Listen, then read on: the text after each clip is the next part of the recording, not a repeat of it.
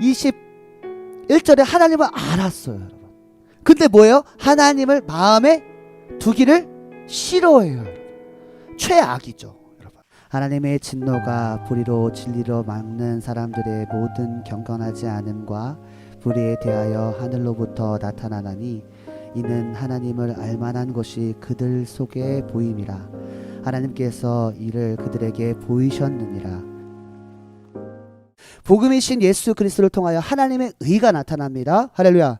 그 하나님의 의가 나타난 자는 의롭다 칭함을 받은 칭의를 믿는 믿음으로 의인이 되고, 이제 의인된 자는 오직 믿음으로 말미암아 삽니다. 자, 의인된 자의 두 번째 특징은 뭐예요? 우리에게 나타난 믿음이 우리에게서 그치는 것이 아니라 그 믿음이 전파되는 거예요. 할렐루야. 즉 의인된 자의 첫 번째 특징, 믿음으로 말미암아 살리라의 특징에 정반대되는, 하나님을 분명히 알고 핑계할 수 없지만 믿음으로 살지 않음이 나타납니다. 이것이 바로 불의한 자의 첫 번째 특징이에요. 여러분 잘 들으세요. 하나님의 진리를 알아요.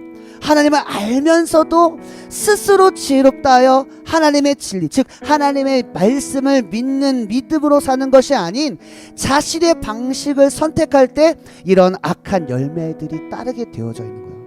21절에 하나님을 알았어요, 여러분.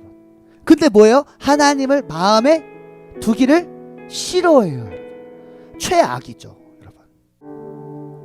여러분. 그런데 혹시 스스로 지혜있다 하여 자신의 방식을 택함으로 어리석게 되어 영적 총명이 어두워지고 마음이 굳어짐으로 말미암아 하나님의 생명에서 떠나 방탕에 방임하고 모든 더러운 것을 욕심으로 행하는 죄를 범하고 있지는 않습니까, 여러분? 나에게 나타난 믿음을 통하여 또 다른 믿음의 열매가 나의 삶에 나타나기 원합니다.